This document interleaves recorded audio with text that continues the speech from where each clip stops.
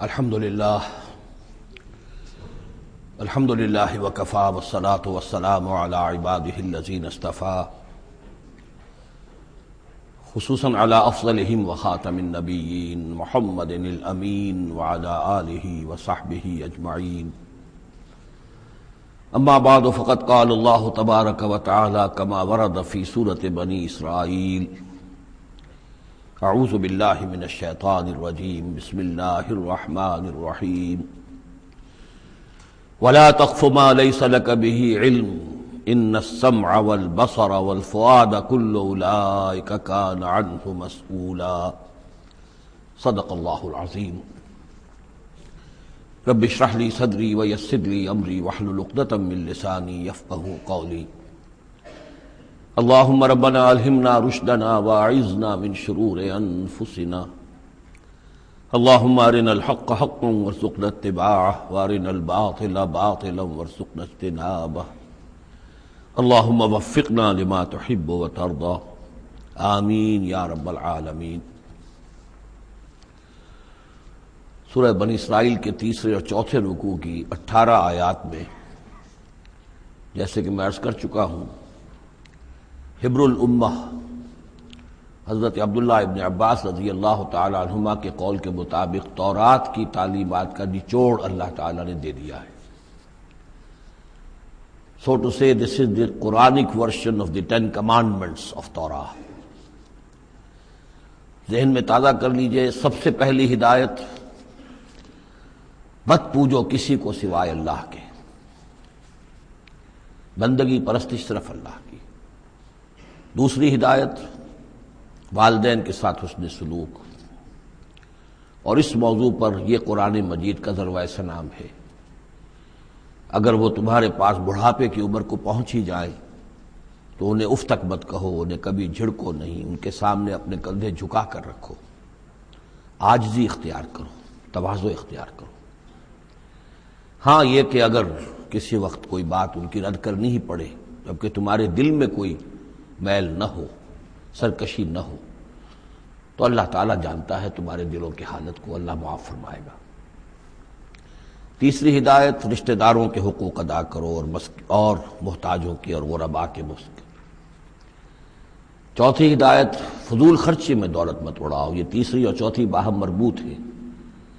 اگر فضول خرچی میں دولت اڑاؤ گے تو ادائے حقوق کے لیے پیسے نہیں آئیں گے، بلکہ انسان مصرف جو ہے اپنی فاضل دولت کا کرے. حقوق کا ادا کرنا، اس میں قرابت دار سب سے پہلے ہیں، پھر اور جو بھی محتاج ہیں، مسکین ہیں، پھر یہ کہ اللہ کے دین کے لیے خرچ کرنا ہے. اس میں پھر مزید ہدایت کہ اگر کسی وقت تمہاری اپنی حالت ایسی نہ ہو کہ کسی کے ساتھ تعاون کر سکو، تب بھی یہ ہے کہ بات نرم کرو، معذرت کرو بڑے اچھے انداز میں. اسی سلسلے میں مزید ہدایت کہ ان صدقات اور خیرات کے معاملے میں بھی انتہا پسندی نہیں ہونی چاہیے. نہ یہ ہو کہ آدمی بخیل ہو جائے اور ہاتھ اپنی گردن سے باندھ لے کہ کوئی پیسہ نکلے ہی نہ یہ کہ اپنے دونوں ہاتھ کھلے چھوڑ دے تو پھر یہ کہ اسے بعد میں پچھتانا پڑے. اسی میں مزید ہدایت: اگر تم اپنے کسی عزیز کا یا کسی اور بیچارے غریب انسان کا چاہتے ہو کہ اس کا حال بدل جائے، اس کی حالت بہتر ہو جائے، اپنی حد تک جو تم کر سکتے ہو ضرور کرو، لیکن یہ نہ سمجھو کہ تم کسی کی حالت بدلنے پر قادر ہو. کسی کے رزق کی کشادگی یا تنگی یہ سراسر اللہ کے ہاتھ میں. ایک اور ہدایت: زنا کے قریب تک نہ پھٹکنا. یہ بہت ہی بری شے، بے حیائی اور برا راستہ ہے. مزید ہدایت: انسانی جان کا احترام، قتل ناحق سے بچنا ہے. اور جو شخص ناحق قتل کر دیا جائے اس کے ورثاء کو ہم ایک اختیار دیتے ہیں، ان کے ہاتھ میں اختیار ہوتا ہے کہ قاتل کو معاف کریں یا قاتل سے جان کے بدلہ جان جو ہے اس کی لیں.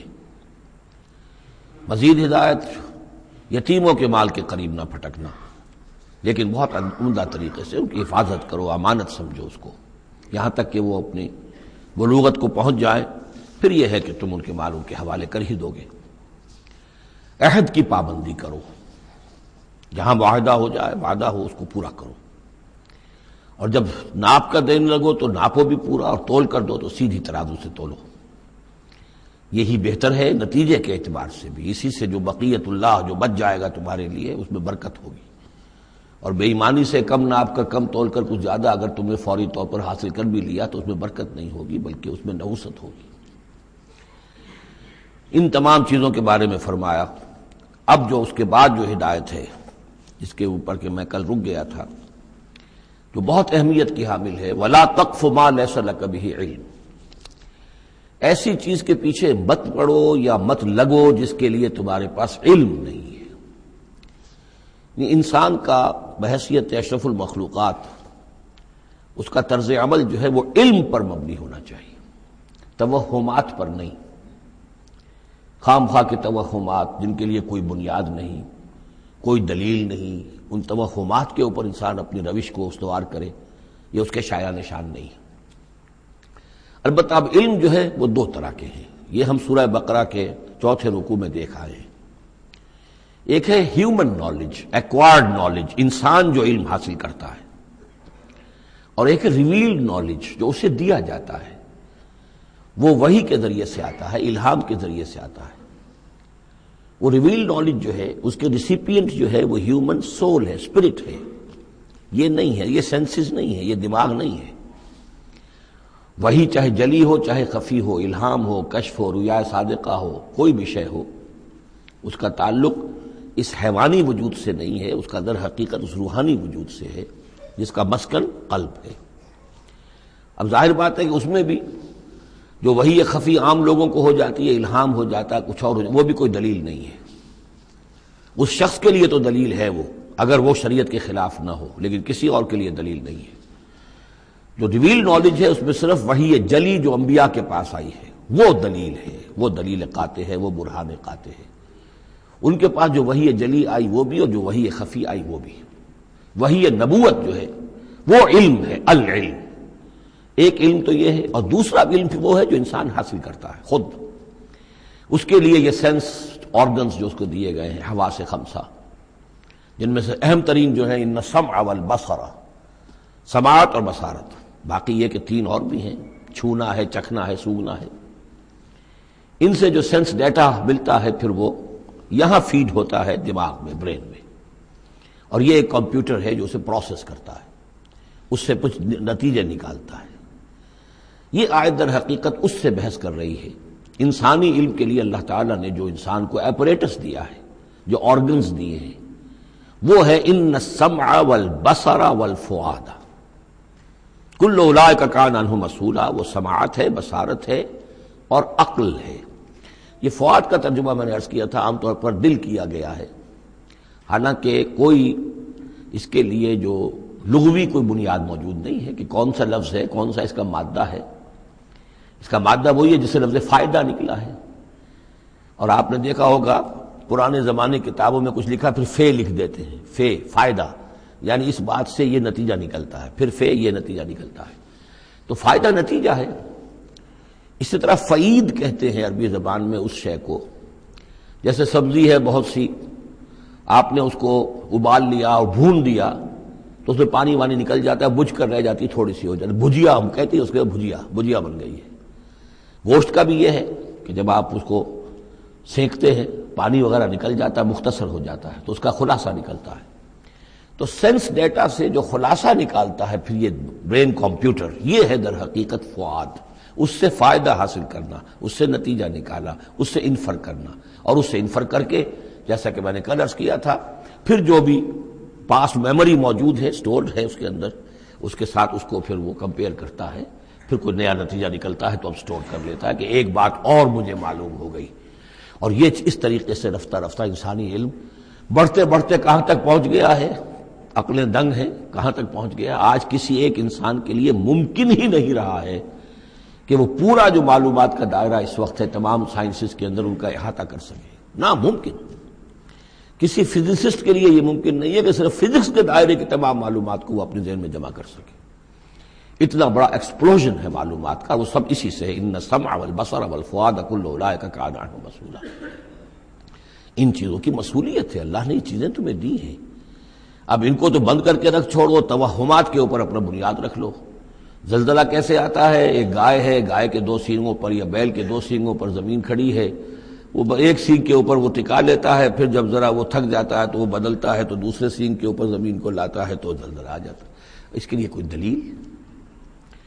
دلیل یا تو ہونی چاہیے کتاب اللہ اور سنت رسول سے، وہ دلیل ہے، اور یا پھر دلیل ہوگی اس ذریعہ علم سے، جو ہیومن نالج ہے، اس سے جو علم حاصل ہو رہا ہے وہ قطعی ہے، وہ یقینی ہے، وہ ویریفائیبل، وہ ایکسپیریمنٹیشن سے حاصل ہو رہا ہے، آبزرویشن سے حاصل ہو رہا ہے، پھر جو نتائج آپ نکالتے ہیں انہیں ویریفائی کر سکتے ہیں۔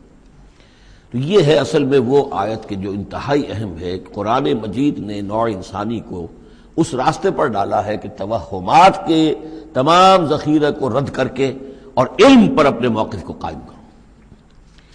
اس کو کہا گیا ہے، اس کو جان لیجئے کہ اصل میں اس سے پہلے جو فلسفہ تھا، ارسطو کا فلسفہ، اس کا ڈنکا بج رہا تھا پوری دنیا میں، عالم اسلام میں بھی بہت عرصے تک ارسطو کا یہ ڈنکا بجتا رہا ہے، اب جا کر کہیں بمشکل ان چیزوں کی گرفت ڈھیلی پڑی ہے۔ وہ ہے استخراجی منطق۔ معلومات کا دائرہ بہت کم تھا، جو بھی معلومات تھی اس میں سے وہ نکالتے جا رہے ہیں، نتیجے نکال رہے ہیں، اسی میں سے وہ بال کے کھال اتار کر استخراجی ڈیڈکٹیو لاجک۔ قرآن نے آ کر انڈکشن،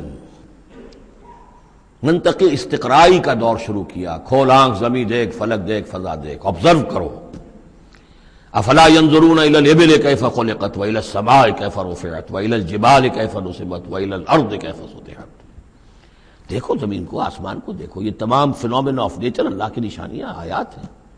یہ تقدس عطا کیا ان کو، یہ اللہ کی آیات ہیں، اللہ کی نشانیاں اور قوانین طبیعہ اللہ تعالیٰ کے۔ ٹھیک ہے، اس معنی میں تو ہم مانتے ہیں کہ اللہ جب چاہے ان کو توڑ دے، لیکن روز روز تو وہ ٹوٹتے نہیں ہیں۔ اتنے محکم قوانین ہیں یہ، اگر یہ محکم قوانین نہ ہوتے سائنس پاسبل ہی نہ ہوتی، ٹیکنالوجی ممکن ہی نہ ہوتی۔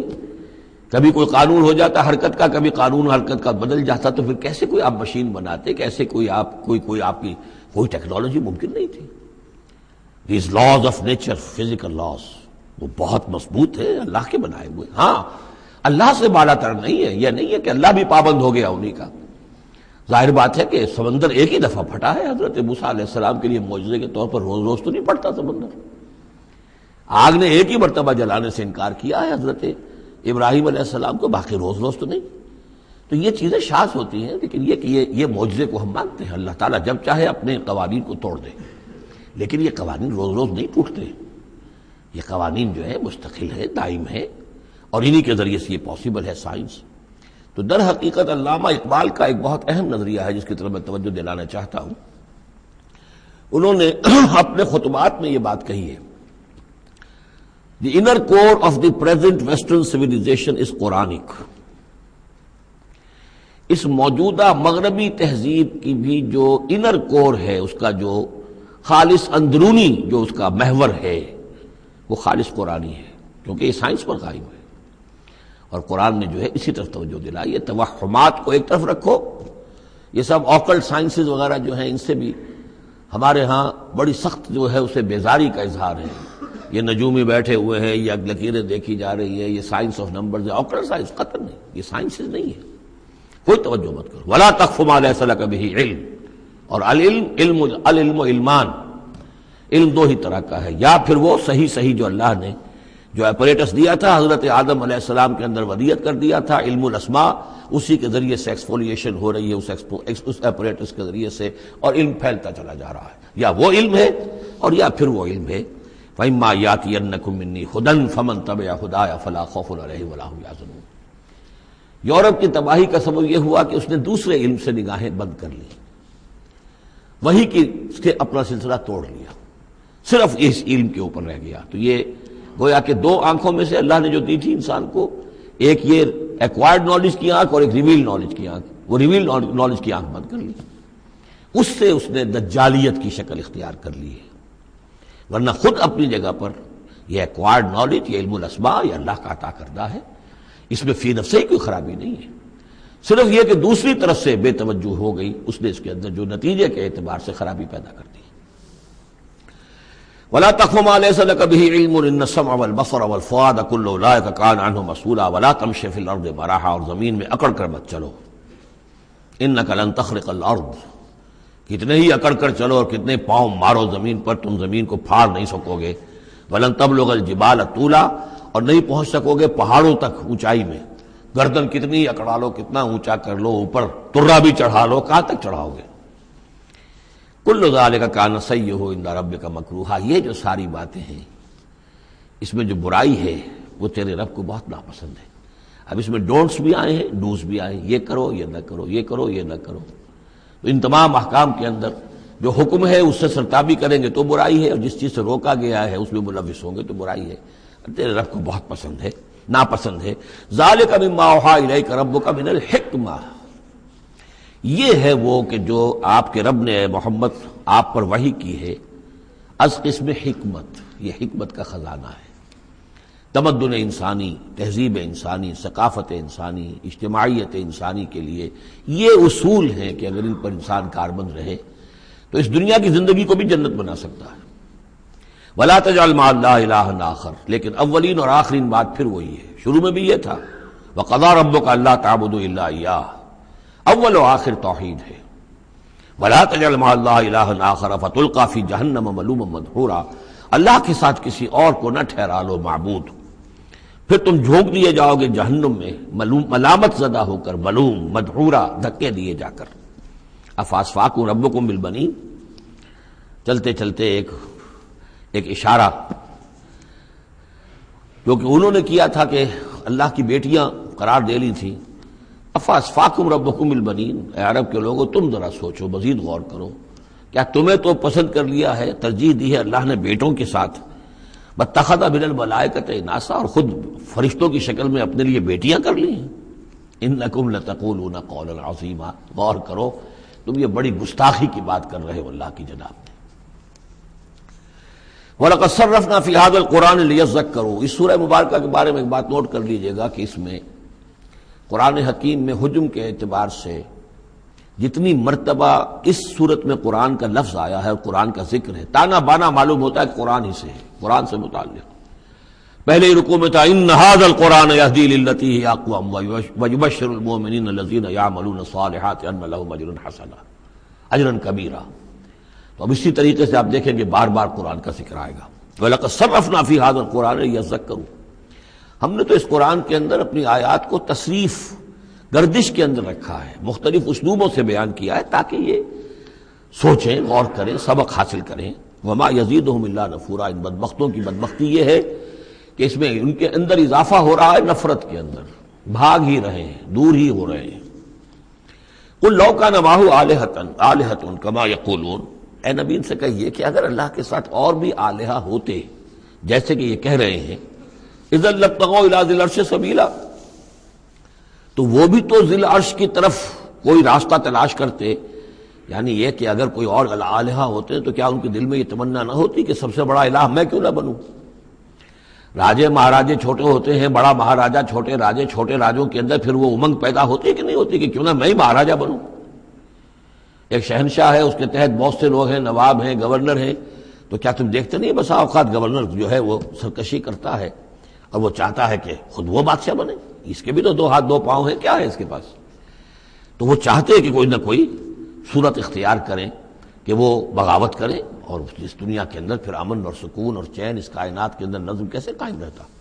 سبحانہ و تعالی، بہت پاک ہے وہ، بہت بلند و برتر ہے، اما یقولون، ان باتوں سے جو یہ کہہ رہے ہیں، علواً کبیرا، اور اس کی بلندی بہت بلند ہے۔ تسبح له السماوات السبع والارض، اس کی تسبیح میں لگے ہوئے ہیں 7 آسمان اور زمین، ومن فیہن، اور جو بھی ان میں ہے۔ یہ تسبیح قولی بھی ہو سکتی ہے، اس لیے کہ اس میں آگے آ جائے گا وَلَٰكِن لَا تَفْقَهُونَ تَسْبِيحَهُمْ، تم اس کی تسبیح کو نہیں جان سکتے، سمجھ نہیں سکتے۔ ہر شے کو اللہ نے زبان دے رکھی ہے، جیسے حامد سجدہ میں ہم پڑھیں گے انطقنا اللہ الذی انطق کل شیء، ہر شے کی کوئی زبان ہے اور وہ اپنی زبان سے اللہ کی تسبیح کر رہی ہے۔ لیکن ایک چیز ہماری سمجھ میں بھی آتی ہے کہ ہر شے اپنے وجود سے گویا کہ اعلان کر رہی ہے کہ میرا صانع، میرا مالک، میرا خالق وہ ہر عیب سے پاک ہے، وہ اپنے وجود سے۔ جیسے تصویر جو ہے وہ مصور کے کمال فن پر گواہی دیتی ہے، میرا بنانے والا بڑا کامل فنکار ہے، تصویر گویا کہ اپنے مصور کی عظمت کا اظہار کر رہی ہے۔ تو اس کائنات کی ہر شے گویا کہ زبان حال سے اللہ کی تسبیح کر رہی ہے۔ وَإِن مِّن شَيْءٍ لَّا يُسَبِّحُ بِحَمْدِهِ، کوئی شے نہیں ہے مگر یہ کوئی تسبیح کرتی ہے اللہ کے حمد کے ساتھ، وَلَٰكِن لَّا تَفْقَهُونَ تَسْبِيحَهُم، لیکن تم اس کی تسبیح کو سمجھ نہیں سکتے۔ انہ کان حلیما غفورا، یقینا اللہ حلیم ہے، تحمل والا ہے، فوراً نہیں پکڑتا، غفور ہے، بخشنے والا ہے۔ وَإِذَا قَرَأْتَ الْقُرْآنَ، پھر دیکھیے قرآن کا تذکرہ ہے۔ اے نبی جب آپ قرآن پڑھ کر انہیں سناتے ہیں جعلنا بینک وبین الذین لا یؤمنون بالآخرۃ حجابا مستورا، تو ہم آپ کے اور ان لوگوں کے مابین کے جو آخرت پر یقین نہیں رکھتے، ایمان نہیں رکھتے، ایک غیر مرئی پردہ حائل کر دیتے ہیں۔ پردہ حائل کیوں ہوا ہے؟ چونکہ وہ آخرت کو مانتے ہی نہیں، تو متوجہ ہے ہی نہیں، سنجیدگی ہے ہی نہیں، لاؤبالیانہ پن ہے، بابر وحش کوش کے عالم دوبارہ نہیں، اس تو توجہ سے کاہے کو سنیں گے؟ لیکن اس کو اللہ تعالیٰ اپنی طرف تعبیر کر رہے ہیں، اس قانون فطرت کے مطابق چونکہ ہے، ہم ڈال دیتے ہیں ان کے اور آپ کے مابین ایک غیر مرئی پردہ۔ نتیجہ کیا نکلتا ہے؟ وَجَعَلْنَا عَلَىٰ قُلُوبِهِمْ أَكِنَّةً، ان کے دلوں کے اوپر بھی ہم غلاف چڑھا دیتے ہیں، پردے ڈال دیتے ہیں، یفقہوہ، کہ وہ اسے سمجھ نہ پائیں، وفی آذانہم وقرا، ان کے کانوں کے اندر ثقل پیدا کر دیتے ہیں۔ وَإِذَا ذَكَرْتَ رَبَّكَ فِي الْقُرْآنِ وَحْدَهُ، اور جب آپ قرآن مجید میں اپنے پروردگار کا ذکر کرتے ہیں توحید کے ساتھ، اکیلے اسی کا، وَاللَّهُ عَلَىٰ أَدْبَارِهِمْ نُفُورًا، تو وہ اپنی پیٹھیں موڑ کر چل دیتے ہیں بدک کر کے، یہ کیا ایک ہی اللہ، ایک ہی اللہ، ایک ہی اللہ کی رٹ لگا رکھی انہوں نے، اور آلیہ بھی تو ہیں، آخر ان کا بھی کچھ ذکر کریں، کبھی ان کا بھی بارے ان کا بھی بیان ہو جائے، لیکن نہیں، یہ تو ایک ہی اللہ کی رٹ لگاتے ہیں، تو وہ بالکل بدک کر چلے جاتے ہیں۔ نحن اعلم بما یستمعون به اذ یستمعون الیک، اور جب اے نبی یہ آتے ہیں آپ کے پاس اور توجہ سے بیٹھ کر سنتے ہیں تو ہمیں خوب معلوم ہے یہ کیا سنتے ہیں۔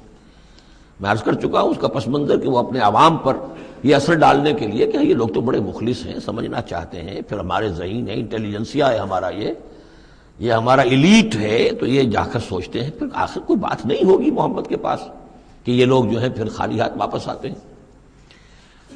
ہمیں خوب معلوم ہے جو یہ سننے کے لیے آتے ہیں آپ کے پاس تو کیا سننے آتے ہیں۔ وَإِذْ هُمْ نَجْوَىٰ، اور پھر جب یہ علیحدہ ہوتے ہیں، سرگوشیاں کر رہے ہوتے ہیں، اِذْ يَقُولُ الظَّالِمُونَ، اور پھر یہ ایک دوسرے سے کہتے ہیں یہ ظالم، ان تتبعون الا رجلا مسحورا، تم نہیں پیروی کر رہے ہو مگر ایک سحر زدہ شخص کی، یعنی ان میں سے کسی کے دل میں کوئی بات پیدا ہونی بھی لگتی ہے کہ نہیں بھئی آج تو جو بات کی ہے محمد نے صلی اللہ علیہ وسلم بڑی وزنی بات ہے، اس پر تو سنجیدگی سے غور کرنا ہوگا۔ اب ان کے کان کھڑے ہوئے کہ معلوم ہوتا ہے کہ اس پر تو ہمارے اس دوست اور ساتھی کے اوپر تو محمد کا داؤ چل گیا صلی اللہ علیہ وسلم، لہذا پھر اس کو سمجھاتے نہیں بھائی ایک سحر زدہ آدمی ہے، مسحور انسان ہے، کہاں اس کی باتوں پر سنجیدگی سے غور کر رہے ہو۔ انظر کیف ضربوا لک الامثال، دیکھیے اے نبی کیسی مثالیں وہ آپ کے لیے بیان کرتے ہیں، سحر زدہ، مسحور، کبھی ساحر، کبھی مسحور، کبھی شاعر، کبھی مجنون، یعنی کوئی ایک رائے بھی ان کی نہیں آپ کے بارے میں بن رہی ہے۔ فضلوا، اب وہ بھٹک گئے ہیں، فلا یستطیعون سبیلا، اور اب یہ راہ یاب نہیں ہو سکیں گے۔ وقالوا اذا كنا عظاما ورفاتا، اور وہ کہتے ہیں کہ کیا جب کہ ہم ہڈیاں ہو جائیں گی اور چورا چورا ہو جائیں گی ہماری ہڈیاں بھی، ہمارا گوشت گل سڑ کر جو ہے راکھ ہو جائے گا، اِنَّا لَمَبْعُوثُونَ خَلْقًا جَدِيدًا، کیا کہہ رہے ہیں محمد صلی اللہ علیہ وسلم، کیا پھر ہمیں اٹھا لیا جائے گا ایک نئی زندگی، ایک نئی تخلیق؟ گویا کہ انہیں یہ بہت محال معلوم ہوتا ہے، ناممکن ہے۔ قُلْ كُونُوا حِجَارَةً أَوْ حَدِيدًا، اے نبی ان سے کہیے کہ تم تو ہڈیوں کی بات کر رہے ہو اور مٹی کی بات کر رہے ہو، خواہ تم پتھر بن جاؤ، لوہا بن جاؤ، او خلقم مما یکبر فی صدورکم، یا اس سے بھی زیادہ کوئی سخت چیز جو تمہارے دلوں میں ذہن میں ہو، تمہارے اس کا تصور کر سکتے ہو، وہ بن جاؤ، تب بھی اللہ اٹھا لے گا۔ فسیقولون من یعیدنا، پھر وہ کہیں گے اچھا کون ہمیں اٹھائے گا دوبارہ، کون ہمیں دوبارہ پیدا کرے گا؟ قل الذی فطرکم اول مرہ، کہیے وہ جس نے تمہیں پہلی مرتبہ پیدا کیا۔ فَسَيُنْغِضُونَ إِلَيْكَ رُؤُوسَهُمْ، تو پھر وہ آپ کے سامنے ذرا اپنے سرکوں کو مٹکائیں گے، سروں کو، ہاں ٹھیک ہے، لیکن وَيَقُولُونَ مَتَىٰ، کب ہوگا ایسا بتائیے؟ قُلْ عَسَىٰ أَن يَكُونَ قَرِيبًا، کہہ دیجئے ہو سکتا ہے قریبی آئی ہوئی، تمہاری شامت جو ہے ہو سکتا ہے دور نہ ہو۔ یوم یدعوکم فتستجیبون بحمدہ، جس دن کہ وہ تمہیں پکارے گا جب تم اپنی قبروں میں ہوگے یا گلے سڑے ہوئے ہڈیوں کی شکل میں ہوگے، لیکن تم چلے آؤ گے اس کی پکار پر لبیک کہتے ہوئے، بحمدہ، اس کی حمد کرتے ہوئے، وتظنون ان لبثتم الا قلیلا، اور تم گمان کرو گے نہیں رہے ہم مگر بہت تھوڑا سا عرصہ دنیا میں بھی، اور یہ پورا عالم برزخ جو ہے یہ بھی کوئی تھوڑا سا ہی عرصہ تھا جو ہم گزار کر آئے ہیں۔ وَقُلْ لِعِبَادِي يَقُولُوا الَّتِي هِيَ أَحْسَنُ، اے نبی میرے بندوں سے کہہ دیجئے، اب یہ عبادی کون ہے؟ اہل ایمان، بجائے یا ایھا الذین آمنوا کہنے کے قُلْ لِعِبَادِي، میرے بندوں سے کہہ دیجئے، یقول التی ہی احسن، وہ بات کیا کریں عمدہ، مطلب یہ ان کی طرف سے کوئی تلخی کی بات نہیں ہونی چاہیے۔ اب ان لوگوں کے آباء و اجداد سے بنے ہوئے ان کے خیالات ہیں، عقائد ہیں، ان کی ریتیں ہیں، ان کی رسمیں ہیں، ان کی حمیت ہے، ان کی غیرت ہے، عوام میں جہالت ہے، ان کے چودھریوں میں اپنے مفادات، اپنی حیثیت، اس کا احساس ہے۔ لہذا یہ تمام رکاوٹیں جو ان لوگوں کے راستے میں حائل ہیں ان کا خیال کریں تو اپنا جو داعی جو ہے اس کے اندر تحمل ہونا چاہیے، حلم ہونا چاہیے، داعی کہیں مشتعل نہ ہو۔ قل لعبادی یقولوا التی ہی احسن، انہیں بات کرنی چاہیے عمدہ۔ ان الشیطان ینزغ بینہم، یقین شیطان تو چاہے گا کہ ان کے درمیان کوئی لڑائی شروع کرا دے، ہاتھا پائی شروع کرا دے۔ ان الشیطان کان للانسان عدوا مبینا، یقیناً شیطان جو ہے وہ تو انسان کا کھلا دشمن ہے ہی۔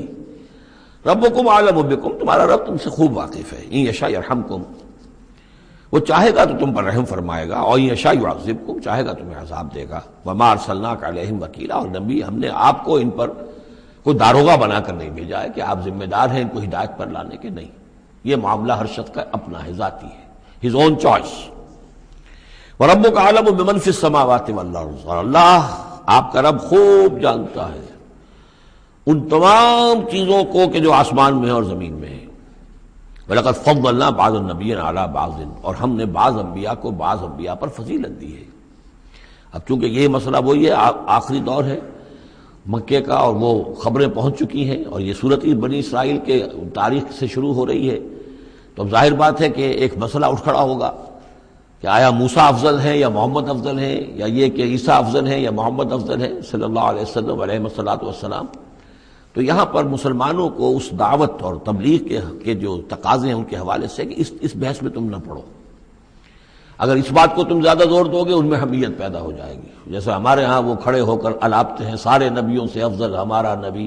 ٹھیک ہے، وہ ہے افضل، لیکن خود انہوں نے کہا ہے کہ مجھے یونس ابن متہ پر بھی فضیلت مت دو۔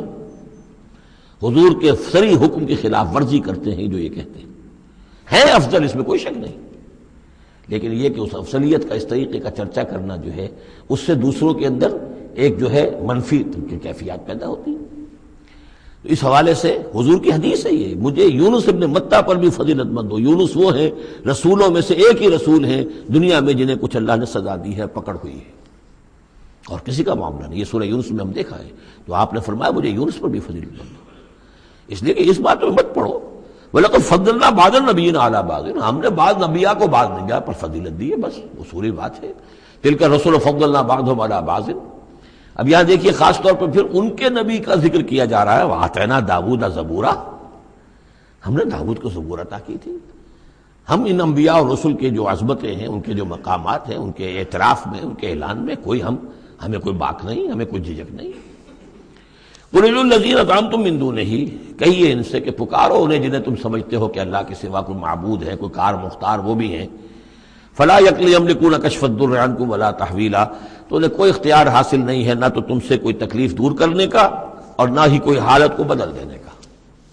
اولئک الذین یدعون، وہ ہستیاں جنہیں یہ پکار رہے ہیں۔ پکارنے والوں میں دیکھیے کہ پکارنے میں ایک تو ایسے بھی تھے خیالی ہستیاں جن کا کوئی وجود ہی نہیں، من گھڑت، لیکن پکارے جانے والے انبیاء، اولیاء اللہ یا فرشتے یہ بھی تو ہو سکتے ہیں نا۔ لیکن اس عالم امر میں، اس عالم غیب میں ان کا حال کیا ہے جنہیں یہ پکار رہے ہیں؟ ہم کئی دفعہ دیکھا ہے انہیں پتہ بھی نہیں کہ یہ ہمیں پکار رہے ہیں۔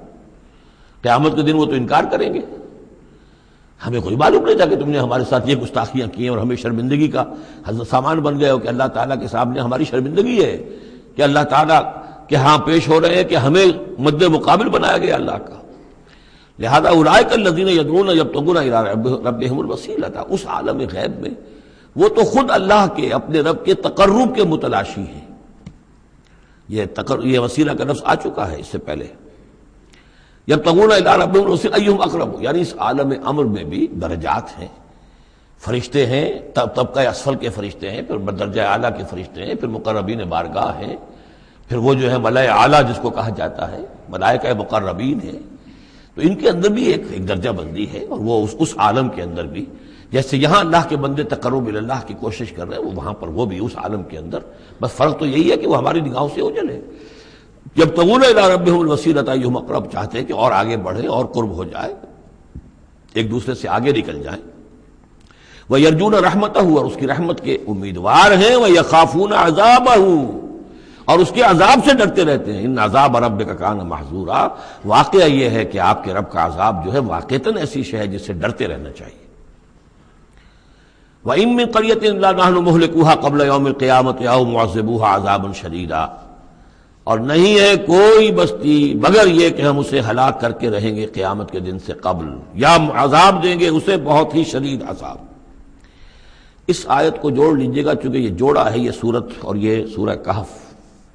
لِيُنذِرَ بَأْسًا شَدِيدًا مِّن لَّدُنْهُ، بہت بڑی جنگ اور بہت بڑی تباہی جو آنے والی ہے قیامت سے قبل، اس کی طرف اشارہ ہے کہ یہ جو، اور آج کل جو بھی آپ تصور کر سکتے ہیں کہ ایٹمک جنگ اگر ہو جائے تو کیا ہوگا دنیا میں، نیوکلیئر وار ہو اور کسی میں وہ چھڑ سکتی ہے.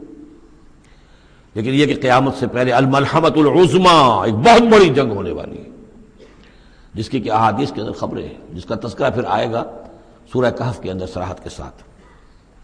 تو کوئی بستی ایسی نہیں ہے، قیامت سے پہلے وہ عذاب آئے گا.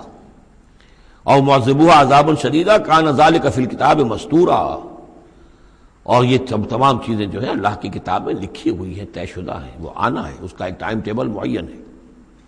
وما منعنا ان نرسل بالآیات، اور ہمیں نہیں روکا اس سے کہ ہم آیات بھیجیں. اب وہ مسئلہ چھڑ رہا ہے دوبارہ جو سورہ انعام سے چل رہا ہے کہ یہ نشانی کیوں نہیں دکھاتے، حصے نشانی، کوئی معجزہ. یہاں اللہ تعالیٰ فرما رہے ہیں کہ ہم نے اس طرح کے معجزے دکھانے کیوں بند کر دیے.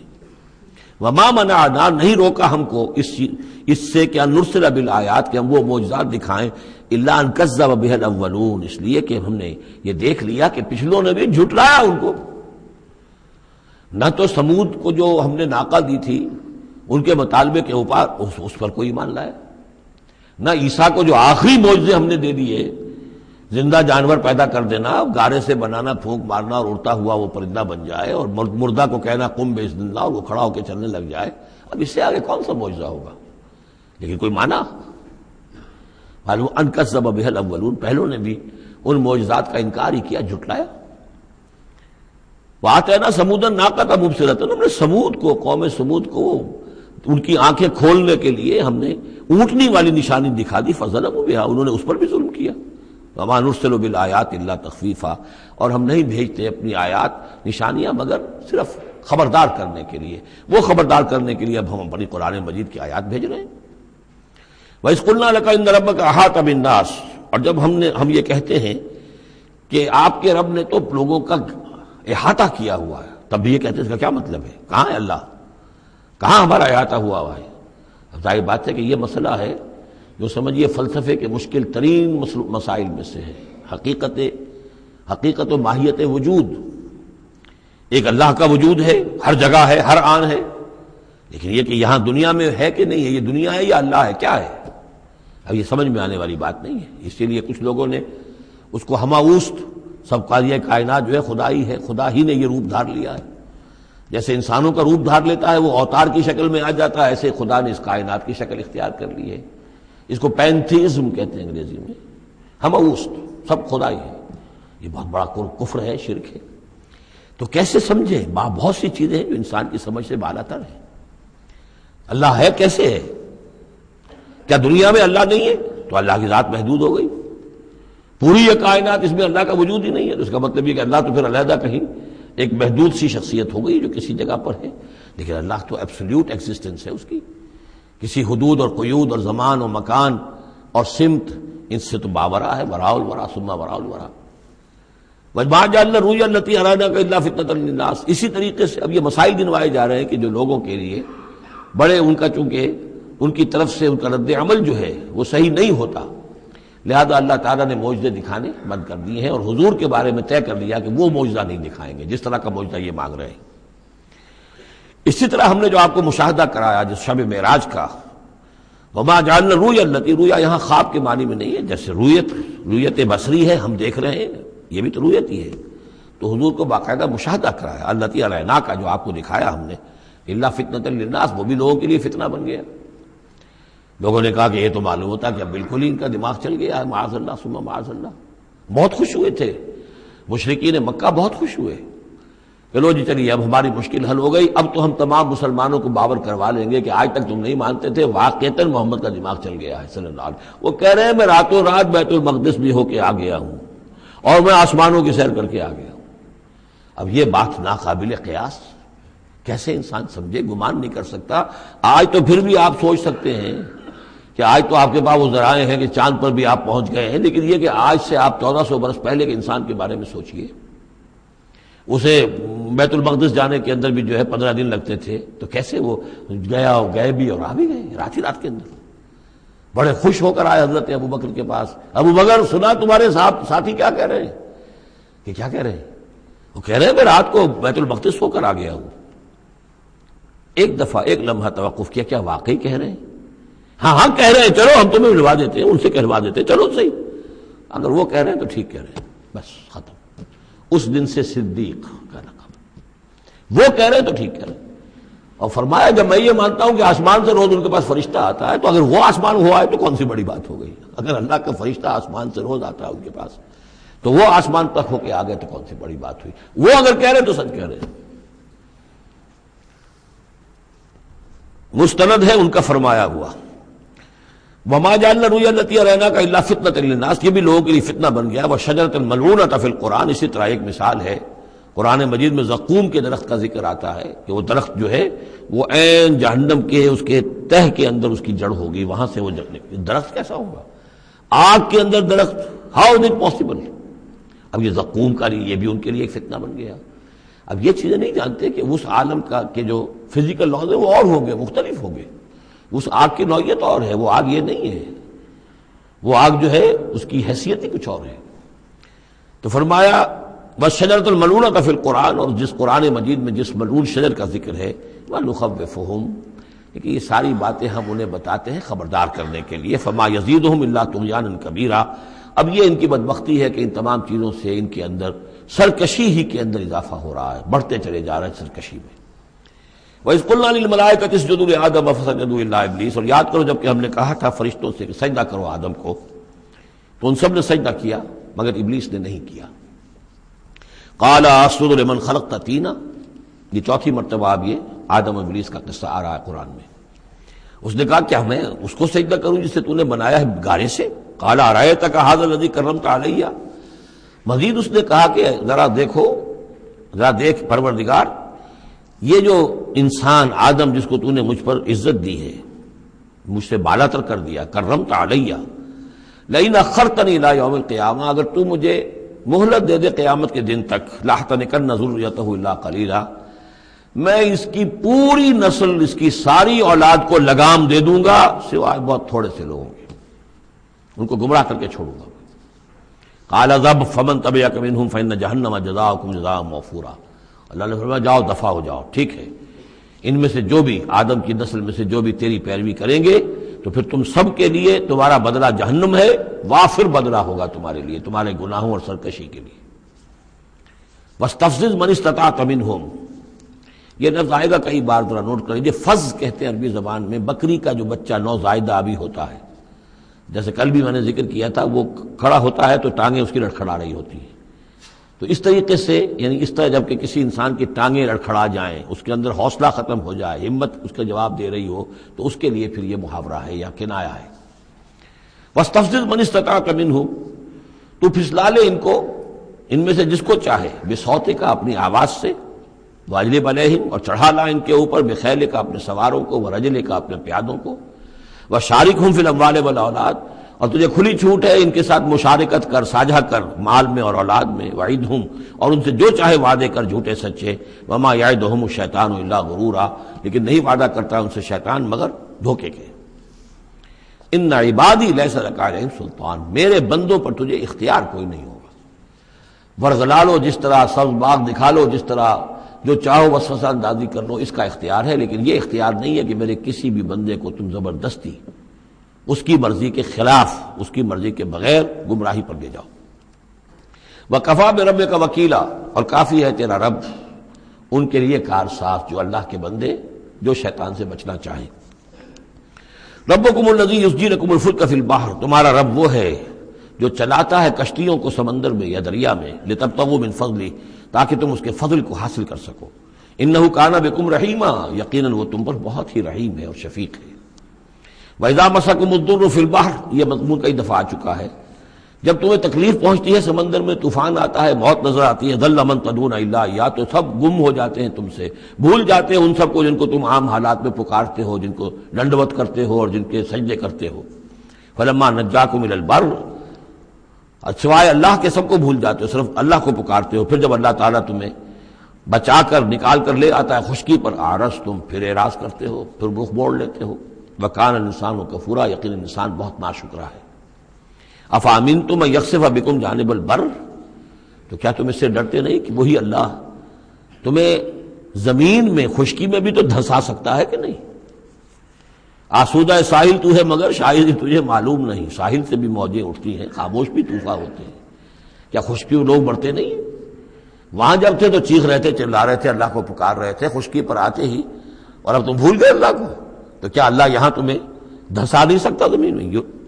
ان یخسف بکم جانب البر اور یرسل علیکم حاصبا، یا تم پر ایک ایسی تیز آندھی بھیج دے اس بر پر، خشکی پر، کہ جس میں پتھر ہوں اور پتھراؤ ہو تمہارا اور تم ہلاک ہو جاؤ۔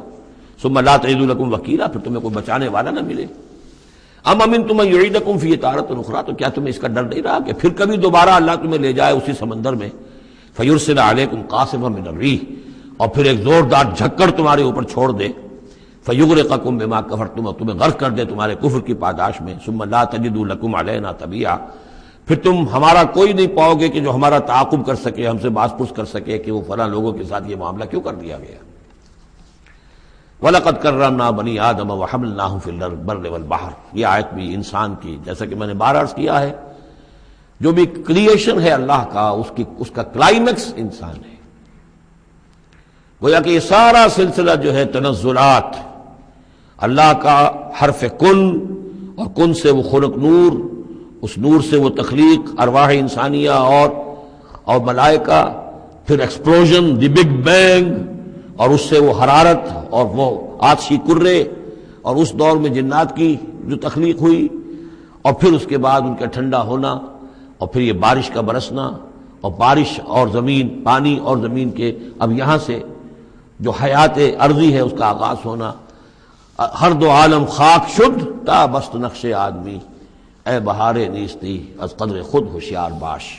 وَلَقَدْ كَرَّمْنَا بَنِي آدَمَ، اور ہم نے بڑی تکریم کی ہے، عزت کی ہے آدم کے نسل کی۔ وَحَمَلْنَاهُ فِي الْبَرِّ وَالْبَحْرِ، اور ہم اٹھائے پھرتے ہیں اس کو، گویا کہ جیسے کہ گود میں کوئی لے کر چل رہا ہو۔ ہم، ظاہر بات ہے نظام قدرت ہے اللہ کا ہے، ہم اسے اٹھائے پھرتے ہیں۔ حَمَلْنَاهُ فِي الْبَرِّ وَالْبَحْرِ، بر میں بھی اور بحر میں بھی۔ وَرَزَقْنَاهُم مِّنَ الطَّيِّبَاتِ، اور ہم انہیں پاکیزہ رزق دیتے ہیں، عمدہ چیزوں کا۔ وَفَضَّلْنَاهُمْ عَلَىٰ كَثِيرٍ مِّمَّنْ خَلَقْنَا تَفْضِيلًا، اور فضیلت دی ہے ہم نے انہیں اپنی بہت سی مخلوقات کے اوپر، بہت بڑی فضیلت دی ہے۔ یوم ندعو کل اناس بامامہم، اب تصور کرو جن کے رتبے ہیں سوا، ان کی سوا مشکل ہے۔ جب یہ مقام دیا گیا ہے تو محاسبہ بھی ہوگا، حساب کتاب بھی ہوگا، جواب دہی بھی ہوگی۔ حیوانات سے کوئی جواب دہی نہیں ہے۔ یوم ندعو کل اناس بامامہم، جس دن کہ ہم ہر لوگوں کو پکاریں گے اپنے اپنے اماموں کے ساتھ، اپنے اپنے لیڈروں کے ساتھ، آؤ۔ فمن اوتی کتابہ بیمینہ، تو جس کو بھی دیا جائے گا اعمال نامہ اس کے داہنے ہاتھ میں، فاولئک یقرؤون کتابہ، وہ پڑھیں گے اپنے اعمال نامے کو خوشی کے ساتھ، ولا یظلمون فتیلا، اور ان پر دھاگے کے برابر بھی ظلم نہیں کیا جائے گا۔ ومن کان فی ہذہ اعمی فہو فی الآخرۃ اعمی، جو اس دنیا میں اندھا رہا وہ وہاں بھی اندھا ہوگا، جس نے یہاں آیات الہی کو دیکھا ہی نہیں، حیوانوں کا سا دیکھنا دیکھا، انسانوں کا سا دیکھنا نہیں دیکھا۔ دیدن دیگر آموز، سنیدن دیگر آموز کی نوبت نہیں آئی۔ جو یہاں اندھے رہے تو آخرت میں بھی اندھے ہوں گے، بلکہ اس سے بھی زیادہ اضل سبیلا، بھٹکے ہوئے ہوں گے۔ وَإِن كَادُوا، یہ بہت اہم مضمون آیا ہے جو اس سے پہلے سورہ یونس میں آیا تھا، اب یہاں آیا ہے۔ وَإِن كَادُوا لَيَفْتِنُونَكَ عَنِ الَّذِي أَوْحَيْنَا إِلَيْكَ لِتَفْتَرِيَ عَلَيْنَا غَيْرَهُ، اور اے نبی یہ لوگ تو تلے ہوئے ہیں اس بات پر کہ آپ کو بچلا دیں، فتنے میں ڈال دیں اس چیز کے بارے میں جو ہم نے آپ کی طرف وحی کی ہے، تاکہ آپ کوئی اور شے گھڑ کر ہماری طرف، اس قرآن کے سوا کوئی شے گھڑ کر ہماری طرف منسوب کر دیں۔ سورہ یونس میں آیا تھا کہ انہوں نے کہا ایت بقرآن غیر ھذا او بدلہ، اے نبی اے محمد یہ قرآن بہت ریجڈ ہے، ان کمپرومائزنگ ہے، اس کو تو ہم قبول نہیں کر سکتے، ناٹ ایکسیپٹیبل۔ ہاں کچھ اس میں ترمیم کرو، کچھ کو بدل دو، کچھ نرمی کرو، کچھ ہماری بات مانو، کچھ اپنی بنواؤ، وہی دباؤ۔ اور آپ اندازہ کر لیجیے جو میں آپ کو واقعہ سنا چکا ہوں کہ کس طریقے سے عوام کے اوپر ان لیڈروں نے اپنا اثر قائم کر لیا تھا۔ وہ لوگ سمجھتے تھے کہ ٹھیک تو کہہ رہے ہیں، یہ کوئی رسالت کا دعویٰ کر رہے ہیں تو اس معجزہ دکھائیں۔ ادھر یہ ہے کہ اللہ تعالیٰ کا فیصلہ یہ کہ معجزہ نہیں دکھائیں گے۔ ان کان کبر علیک اعراضهم فان استطعت ان تبتغي نفقا في الارض او سلما في السماء فتاتيهم بآية، اگر آپ کے اندر طاقت ہے تو لے آئیے کہیں سے معجزہ، کوئی آسمان پہ سیڑھی لگائیں یا زمین میں سرنگ لگا لیں، لے آئیے اس معجزہ، ہم تو نہیں دکھائیں گے۔ تو کس قدر دباؤ تھا حضور پر صلی اللہ علیہ وسلم۔ اس دباؤ میں اس کا بھی اضافہ ہے کہ کہتے اچھا ٹھیک ہے محمد ہم بات مان لیں گے، آپ کی ذرا یہ اس کے اندر ترمیم کیجیے، ائت بقرآن غیر ھذا او بدل۔ وہی بات یہاں ہے، وَإِن كَادُوا لَيَفْتِنُونَكَ عَنِ الَّذِي أَوْحَيْنَا إِلَيْكَ لِتَفْتَرِيَ عَلَيْنَا غَيْرَهُ، یہ تلے ہوئے ہیں کہ آپ کو بچلا دیں گے اس چیز سے اور منحرف کر دیں گے کہ جو ہم نے آپ کی طرف وحی کی ہے، تاکہ کچھ اور چیز گھڑ کر آپ ہماری طرف منسوب کر دیں۔ وَإِذًا لَاتَّخَذُوكَ خَلِيلًا، اور پھر یہ آپ کو اپنا دوست بنا لیں گے۔ دوست کیا، وہ تو بادشاہ بنانے کو تیار تھے، ہم آپ کو بادشاہ ماننے کو تیار ہیں۔ وَلَوْلَا أَن ثَبَّتْنَاكَ، بہت اہم آیت ہے یہ، اور اگر ہم نے ہی نہ آپ کے پاؤں جما دیے ہوتے۔ دیکھیے محمد رسول اللہ کی بات ہو رہی ہے، آسان نہیں ہے، دباؤ، اس پورے پریشرز جو چاروں طرف سے پڑ رہے تھے۔ اللہ فرماتے ہیں وَلَوْلَا أَن ثَبَّتْنَاكَ، اگر ہم نے آپ کے قدم نہ جما دیے ہوتے، لَقَدْ كِدتَّ تَرْكَنُ إِلَيْهِمْ شَيْئًا قَلِيلًا، تو عین ممکن تھا کہ آپ کچھ نہ کچھ ان کی طرف مائل ہو ہی جاتے، جھک ہی جاتے۔ دباؤ اتنا شدید تھا۔ لولا ان ثبتناک، بالکل ویسے ہی ہے جیسے کہ حضرت یوسف کے بارے میں فرمایا وَلَقَدْ هَمَّتْ بِهِ وَهَمَّ بِهَا لَوْلَا أَن رَأَىٰ بُرْهَانَ رَبِّهِ، اس عزیز کی بیوی نے تو قصد کیا ہی تھا، یوسف بھی کرتا، اگر اللہ کی ایک برہان نہ دیکھ لیتا، اس کا امکان موجود تھا کہ بنائے تب بشری، وہی معاملہ یہاں۔ وَلَوْلَا أَن ثَبَّتْنَاكَ، اگر ہم نے آپ کے پاؤں نہ جما دیے ہوتے، آپ کے دل کو جما نہ دیا ہوتا، آپ کو ثبات عطا نہ کر دیا ہوتا، لَقَدْ كِدتَّ، آپ تو قریب ہو گئے تھے، تَرْكَنُ إِلَيْهِمْ کہ کچھ شَيْئًا قَلِيلًا ان کی طرف جھک جائیں۔ اِذًا لَأَذَقْنَاكَ ضِعْفَ الْحَيَاةِ وَضِعْفَ الْمَمَاتِ، اگر ایسا ہو جاتا تو ہم آپ کو دگنی سزا دیتے دنیا کی اور دگنی سزا دیتے آخرت کی۔ الرب رب وإن تنزل والعبد عبد وإن ترقى ثم لا تجد لك علينا نصيرا، پھر نہ پاتے آپ اپنے لیے ہمارے مقابلے میں کوئی مددگار، آپ کو چھڑانے والا کوئی نہ ہوتا۔ میں ترجمہ وہی کر رہا ہوں کہ جو قرآن کے الفاظ ہیں، لیکن مفہوم سمجھ لیجئے، یہ سختی اصل میں حضور کی طرف نہیں ہے، بظاہر خطاب حضور کی طرف ہے، عتاب جو ہے خطاب حضور کی طرف، عتاب ہو رہا ان پر جو دباؤ ڈال رہے ہیں کہ بدبختو، ہمارے نبی کے لیے یہ بالکل ممکن نہیں ہے، یہ ہرگز نہیں کریں گے۔ وَإِن كَادُوا لَيَسْتَفِزُّونَكَ مِنَ الْأَرْضِ لِيُخْرِجُوكَ مِنْهَا، اور یہ تلے ہوئے اس بات پر کہ آپ کے قدم اکھاڑ دیں اس سرزمین سے، مکے سے، تاکہ یہاں سے نکال باہر کریں آپ کو، لِيُخْرِجُوكَ مِنْهَا، یہ گویا کہ بالکل آخری وقت ہے اب مکی دور کا کہ جس میں کہ وہ کشاکش انتہا کو پہنچ چکی تھی۔ وَإِذًا لَا يَلْبَسُونَ خِلَافَكَ إِلَّا قَلِيلًا، لیکن ساتھ ہی پیشن گوئی بھی ہے کہ ٹھیک ہے یہ تو نہیں کہا کہ یہ آپ کو نکال نہیں پائیں گے، اس کی نفی نہیں کی، لیکن یہ کہ پھر یہ بھی یہاں پر زیادہ دیر رہ نہیں سکیں گے، یعنی یہ کہ چند سال کی بات ہی ہے نا، 8 سال کے بعد، بلکہ بڑے بڑے سردار تو ان کے جو ہیں 2 سال کے بعد ہی وہ بدر کے اندر جا کر کھیت رہے، ابو جہل کہاں رہا، عقبہ ابن ابی معیط کہاں رہا، سب ختم، بڑے بڑے سب کے سب سردار جو تھے جو غادری سب ختم ہو گئے۔ وَإِن كَادُوا لَيَسْتَفِزُّونَكَ مِنَ الْأَرْضِ، جیسے وہ پاؤں ڈگمگاتے ہیں، لڑکھڑاتے ہیں مرغی کے نوزائیدہ، اس بکری کے نوزائیدہ بچے کے، یہ چاہتے ہیں کہ آپ کے قدموں کو یہاں سے ہلا دیں، لا يستفزونك من الارض ليخرجوك منها، تاکہ وہ یہاں سے نکال دیں آپ کو۔ وَإِذًا لَا يَلْبَسُونَ خِلَافَكَ إِلَّا قَلِيلًا، اس صورت میں خود یہ بھی پھر یہاں پر زیادہ دیر نہیں رہ سکیں گے سوائے تھوڑا سا عرصہ۔ سنت من قد ارسلنا قبلک من رسلنا، اور یہ طریقہ رہا ہے، ہم نے آپ سے پہلے جتنے رسولوں کو بھیجا ان کے باب میں ہمارا یہی قانون رہا ہے کہ نبی جب ہجرت کر جاتا ہے تو پھر گویا کہ امان اٹھ جاتی ہے، پھر اس قوم کے اوپر عذاب آتا ہے۔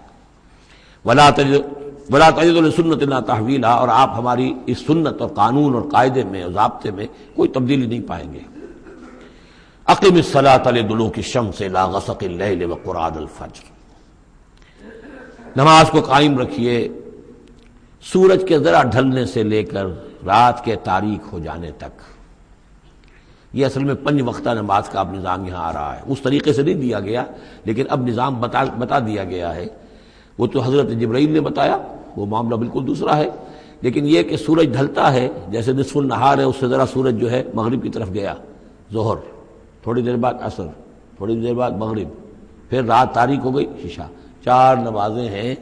اور سردیوں کے موسم میں تو لگتا ہے کہ پے بپے تابڑ توڑ آ رہی ہے، جو نماز مسجد میں پڑھتے ہیں وہ تو گئے اور آئے اور گئے اور آئے، تو گویا کہ نماز کھڑی ہے مسلسل، قائم رکھو نماز کو سورج کے ڈھلنے سے لے کر اور رات کے تاریک ہو جانے تک۔ وقرآن الفجر، اور اب ایک اور نماز رہ گئی اور وہ ہے فجر کی، اور اسے تعبیر کیا قرآن الفجر، اس لیے کہ اس میں طویل قرات ہونی چاہیے، قرآن کا پڑھا جانا فجر کے وقت۔ ان قرآن الفجر کان مشہودا، اس لیے کہ یہ فجر کے وقت قرآن کا پڑھا جانا جو ہے یہ مشہود ہے، یعنی اس میں ایک تو یہ کہ حضور قلب ہوتا ہے انسان کا، سو کر اٹھا ہے آدمی، تر و تازہ ہے، حواس جو ہیں تازہ ہیں، کوئی تکدر نہیں ہے، کوئی تکان نہیں ہے، تو ایک تو حضور قلب ہے، اور ایک یہ ہے کہ فرشتے بھی عصر اور فجر کے وقت جو ہے ان کی شفٹیں چینج ہوتی ہیں۔ یہ دونوں نمازوں میں یہ جو ہیں دونوں شفٹوں والے موجود ہوتے ہیں، رات والے آتے ہیں عصر کے وقت اور دن والوں کی چھٹی ہوتی ہے، اور فجر میں یہ ہے کہ رات والوں کی چھٹی ہونے والی ہے اور دن والے آ کر چارج لیتے ہیں، تو فرشتوں کی حاضری کا وقت ہے۔ وَمِنَ اللَّيْلِ فَتَہَجَّدْ بِهِ، اور نماز کے ایک حصے میں سے آپ جاگیے اس قرآن کے ساتھ، بہی کو یہاں نوٹ کیجئے، جیسے سورہ انعام میں نے بار بار نوٹ کرایا تھا، انذر بہی ذکر بہی، تبشیر ہو اس قرآن کے ذریعے سے، تذکیر اس قرآن کے ذریعے سے، انذار اس قرآن کے ذریعے سے۔ تو تہجد جو ہے جاگنا قرآن کے ساتھ جاگنا ہے۔ اب ہمارے ہاں چونکہ قرآن لوگوں کو یاد نہیں ہوتا تو جو پڑھتے بھی ہیں تہجد وہ تو 8 رکعتیں جیسے تیسے جو قل هو اللہ کے ساتھ پڑھ کر پھر بیٹھ کر کوئی مراقبہ کر لیا، کوئی اور ذکر کر لیا، وہ اصل تہجد وہ نہیں، اصل تہجد یہ ہے طویل قرات رات کو کھڑے ہو کر کی جائے۔ نافلۃ لک، یہ اضافی شے ہے اے نبی آپ کے لیے۔ عسیٰ ان یبعثک ربک مقام محمودا، امید ہے کہ آپ کا رب آپ کو مقام محمود پر فائز کرے گا۔ یہ مقام محمود کو بہت بلند مقام ہے میدان حشر میں اور پھر جنت میں، جس کی حقیقت کو ہم اس وقت نہیں جان سکتے۔ وَقُلْ رَبِّ أَدْخِلْنِي مُدْخَلَ صِدْقٍ وَأَخْرِجْنِي مُخْرَجَ صِدْقٍ، اب یہ ہجرت کا حکم ہے جو حضور کو دیا جا رہا ہے، یعنی جب آیا ہے حکم، اجازت آئی ہے، تو ساتھ ہی یہ دعا بھی تلقین کر دی گئی، اور یہ کہیے اے رب میرے مجھے داخل فرما جہاں تو نے مجھے داخل کرنا ہے، یعنی یثرب میں، مدینہ منورہ میں، اس وقت تک اس کا نام یثرب تھا، تو میرا داخلہ جو ہے سچا داخلہ ہو، عزت کے ساتھ داخلہ ہو، اعزاز کے ساتھ داخلہ ہو، مبوع صدق جیسے سورہ یونس میں آیا تھا، واخرجنی مخرج صدق، اور یہاں مکے سے مجھے نکال، تو یہاں سے نکال باعزت طریقے پر، واجعل لی من لدنک سلطانا نصیرا، اور اب پھر آپ اپنے خزانہ فیض اور فضل سے مجھے سند عطا کیجئے، اختیار عطا کیجئے، حکومت کی طاقت عطا کیجئے، یعنی اب جو نیا دور آ رہا تھا، جو آپ جا رہے تھے مدینہ منورہ، تو اصل میں گویا کہ آپ کا استقبال تو وہاں ایسے ہونے والا تھا جیسے بادشاہ کا استقبال ہوتا، جاتے ہی وہاں آپ کو وہ حیثیت حاصل ہو گئی کہ اوس اور خزرج کے دونوں قبیلے جو ہیں انہوں نے گویا کہ آپ کو اپنا حاکم تسلیم کر لیا ایک معنی میں، اور یہودیوں کے تینوں قبیلوں سے آپ نے جو ہے جا کر معاہدے کر لیے، تو آپ تو فوری طور پر بے تاج بادشاہ ہو گئے۔ اسی کی دعا تلقین کی جا رہی ہے، اللہ تعالیٰ نے جو چیز دینی تھی ایک دعا کی شکل میں گویا کہ محمد رسول اللہ صلی اللہ علیہ وسلم کو تلقین فرما دیا۔ وَقُلْ رَبِّ أَدْخِلْنِي مُدْخَلَ صِدْقٍ وَأَخْرِجْنِي مُخْرَجَ صِدْقٍ وَاجْعَل لِّي مِن لَّدُنكَ سُلْطَانًا نَّصِيرًا۔ وَقُلْ جَاءَ الْحَقُّ وَزَهَقَ الْبَاطِلُ، اور کہہ دیجئے حق آ گیا باطل گیا، اگرچہ حق کے آنے میں باطل کے جانے میں ابھی بظاہر تو چند سال ہیں، ابھی 8 سال کے بعد مکہ فتح ہوگا، لیکن یہ کہ عالم امر میں تو فیصلہ ہو چکا اللہ تعالیٰ کے ہاں، تو اس کے لیے جو بھی ہے ٹائم ٹیبل معین ہے۔ قل جاء الحق وزهق الباطل ان الباطل كان زهوقا، یقیناً باطل جو ہے وہ تو ہے ہی بھاگ جانے والی شے، اس کے لیے کوئی صبر اور ثبات ہے ہی نہیں۔ وَنُنَزِّلُ مِنَ الْقُرْآنِ مَا هُوَ شِفَاءٌ وَرَحْمَةٌ لِّلْمُؤْمِنِينَ، اور ہم اس قرآن میں سے دیکھیے کتنی مرتبہ قرآن کا ذکر آ رہا ہے، سب سے زیادہ کثرت کے ساتھ قرآن مجید میں اگر اوسط لگائیں گے تو اس ایوریج کے ساتھ قرآن کا ذکر خود قرآن کی کسی صورت میں اتنا موجود نہیں ہے جتنا کہ سورہ بنی اسرائیل میں ہے۔ اور ہم اس قرآن میں وہ چیز نازل فرما رہے ہیں ما ہوا شفاء و رحمۃ للمؤمنین، جو شفا ہے اور رحمت ہے اہل ایمان کے حق میں۔ سورہ یونس کی 2 آیتیں پھر ذہن میں لے آئیے، یا ایھا الناس قد جاءتکم موعظۃ من ربکم وشفاء لما فی الصدور وہدی ورحمۃ للمؤمنین۔ وہی بات یہاں ہے، یہ شفا ہے سینے کے روگ، کفر، شرک، تکبر، حسد، حب مال، حب جاہ، حب اولاد، حب دنیا، یہ تمام محبتیں جو ہیں ان کی جڑ کاٹ دینے والی شے۔ ننزل من القرآن ما هو شفاء ورحمۃ للمؤمنین ولا یزید الظالمین الا خسارا، لیکن یہ ظالموں کو نہیں اضافہ کرتا ظالموں کے لیے مگر خسارے کا۔ یضل بہ کثیرا ویہدی بہ کثیرا۔ وَإِذَا أَنْعَمْنَا عَلَى الْإِنسَانِ أَعْرَضَ وَنَأَىٰ بِجَانِبِهِ، اور جب ہم انسان کے اوپر اپنی نعمتوں کی بارش کرتے ہیں تو اب وہ اکڑنے لگتا ہے، اعراض کر جاتا ہے، ہمیں بھول جاتا ہے اور ایک طرف کو کرنی کترا جاتا ہے۔ وَإِذَا مَسَّهُ الشَّرُّ كَانَ يَئُوسًا، جب کوئی تکلیف آ پڑتی ہے تو مایوس ہو کر رہ جاتا ہے، ہمت ٹوٹ جاتی ہے۔ قُلْ كُلٌّ يَعْمَلُ عَلَىٰ شَاكِلَتِهِ، اے نبی کہہ دیجئے ہر شخص اپنے شاکلہ کے مطابق عمل کر رہا ہے۔ یہ شاکلہ کیا ہے؟ اس سے پہلے میں شاید بیان کر چکا ہوں، لا یکلف اللہ نفسا الا وسعہا کے ذیل میں، کہ اللہ تعالیٰ نے ہر انسان کی ایک شخصیت کے کچھ حدود ہیں جو معین کی ہوئی ہیں، ان حدود سے وہ تجاوز نہیں کر سکتا، اس کا سارا امتحان انہی حدود کے اندر ہے۔ جو جینز مجھے ملے ہیں، جو جینز آپ کو ملے ہیں، ظاہر بات ہے میرا چوائس نہیں ہے، they are given for me, آپ کے لیے بھی گیون ہے۔ ان میں کیا صلاحیتیں ہیں، کون سی چیز زیادہ ہے کون سی کم ہے، اللہ جانتا۔ پھر یہ کہ جس ماحول میں مجھے پیدا کیا، جس میں آپ کو پیدا کیا، جو حالات میرے تھے جو آپ کے تھے وہ بھی اللہ تعالیٰ کی طرف سے دیے ہوئے تھے۔ ان دونوں چیزوں سے جو شے وجود میں آتی ہے وہ شاکلہ ہے، وہ پیٹرن ہے۔ جیسے کہ آپ کو کوئی دھات جس سے کوئی شے ڈھال کر بنانی ہے تو پہلے اس کا سانچہ بناتے ہیں، اس سانچے میں پھر اس دھات کو اس کو میلٹ کر کے جب اس کو پگھلا کر ڈالتے ہیں تو اسی کی شکل اختیار کر لیتی ہے۔ تو یہ پیٹرن ہے۔ اب اس کے اندر آدمی نیکی کے لیے، بدی کے لیے، جو بھی کرتا ہے، بھلائی کے لیے، اس پیٹرن کے اندر اندر کرے گا، اس سے آگے نہیں جا سکتا، جس کو آپ انگریزی میں کہتے ہیں one can not outgrow his skin. کتنے ہی آپ پھیل جائیں، موٹے ہو جائیں، وہ کھال اور پھیل جائے گی، کھال سے باہر تو نہیں نکل سکیں گے، کتنے ہی آپ فرما ہو جائیں۔ تو یہ شاکلہ ہے، اس شاکلہ کے اندر اندر آپ کو کام کرنا ہے۔ اللہ جانتا ہے کہ اس نے شاکلہ کون سا دیا تھا آپ کو، اس کے حساب سے، اس کی مناسبت سے حساب لے گا آپ سے۔ لا یکلف اللہ نفسا الا وسعہا فربکم اعلم بمن هو اہدی سبیلا۔ اسی کو حضور نے بیان فرمایا کہ الناس کالمعادن، معدنیات کی طرح ہے، کہ سونے کی اور ہے اور چاندی کی اور ہے۔ تو تیرا رب خوب جانتا ہے کہ کون ہے وہ کہ جو زیادہ ہدایت پر ہے، راستے کے اعتبار سے۔ وَيَسْأَلُونَكَ عَنِ الرُّوحِ، یہ ان 3 سوالوں میں سے ایک تھا کہ جو پوچھے گئے تھے حضور سے امتحاناً۔ جیسے پہلے ایک سوال کیا گیا تھا کہ یہ بنی اسرائیل مصر کیسے پہنچ گئے، کیا ماجرا تھا ان کے پہنچنے کا، ایسے ہی یہ 3 سوال ایک مرتبہ انہوں نے پوچھوائے تھے یہودیوں نے، یہود کے علماء نے۔ یہ محمد نبوت کا دعویٰ کر رہے ہیں تو آپ لوگ پوچھئے ان سے ذرا، پہلی بات تو یہ پوچھئے کہ روح کی کیا حقیقت ہے، دوسرے یہ ذوالقرنین کون تھے، ان کے کیا حالات تھے، تیسرے اصحاب کہف کون تھے۔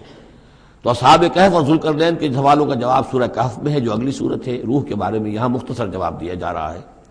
یسألونک عن الروح، یہ آپ سے روح کے بارے میں پوچھ رہے، قل الروح من امر ربی وما اوتیت من العلم الا قلیلا، یہ تیرے رب، آپ کے رب کے امر میں سے ہے، یہ عالم امر کی شے ہے، اور نہیں دیا گیا تمہیں علم میں سے مگر تھوڑا سا۔ عالم امر کا علم تم حاصل نہیں کر سکتے، تمہارے لیے سارا علم جو ہے وہ عالم خلق کا علم ہے۔ تمہاری یہ ساری جو ان السمع والبصر والفؤاد، اس کی رسائی جو ہے وہ عالم خلق تک ہوگی، اس سے آگے نہیں۔ عالم امر کی باتیں جو ہیں عالم غیب ہے وہ تمہارے لیے، اس پر تمہیں ایمان بالغیب لانا ہوگا۔ الذین یؤمنون بالغیب ویقیمون الصلاۃ ومما رزقناہم ينفقون۔ ہاں یہ جان لو کہ یہ اس عالم خلق کی شے نہیں ہے، یہ روح جو ہے کچھ اور شے کہیں اور سے آئی ہے، یہ عالم امر کی شے ہے۔ عالم امر جیسا کہ میں نے عرض کیا، یا فرشتے عالم امر سے متعلق ہیں یا ارواح انسانیہ، یا ان کی کمیونیکیشن جو ہوتی ہے، فرشتہ جب بات کرتا ہے تو وہ روح جس کو ہم کہتے ہیں وحی، وہ بھی روح ہے۔ تو یہ 3 چیزیں ہیں کہ جن کا تعلق عالم امر سے ہے، اور روح انسانی بھی انہی میں شامل ہے۔ بارک اللہ لی ولکم فی القرآن العظیم ونفعنی وإیاکم بالآیات والذکر الحکیم۔